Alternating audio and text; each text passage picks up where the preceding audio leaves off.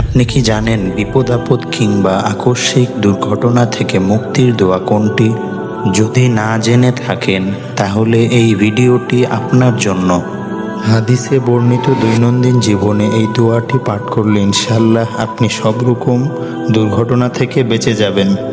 দোয়াটি হলো আল্লাহুম্মা ইন্নী আসআলুকাল আফওয়া ওয়াল আফিয়াতা ফিদ দুনিয়া ওয়াল আখিরাহ। আল্লাহুম্মা ইন্নী আসআলুকাল আফওয়া ওয়াল আফিয়াতা ফি দীনি ওয়া দুনিয়াই ওয়া আহলি ওয়া মালি। আল্লাহুম্মা আস্তুর আওরাতি ওয়া আমিন রাওআতি। আল্লাহুম্মা ইহফাযনি মিন বাইনি ইয়াদাইয়া ওয়া মিন খালফি ওয়া আন ইয়ামিনি ওয়া আন শিমালি ওয়া মিন ফাওকি ওয়া আউযু বিআযমাতিকা আন উগতালা মিন তাহতি। অর্থ, হে আল্লাহ, আমি আপনার কাছে দুনিয়া ও আখিরাতের ক্ষমা ও নিরাপত্তা প্রার্থনা করছি।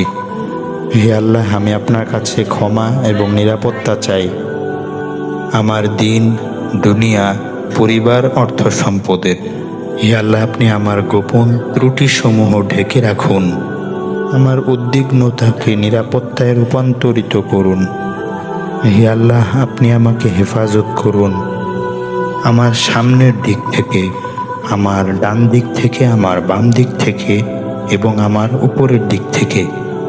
আর আপনার মহত্বের উসিলায় আমার নিচ থেকে হঠাৎ আক্রান্ত হওয়া থেকে আশ্রয় চাই।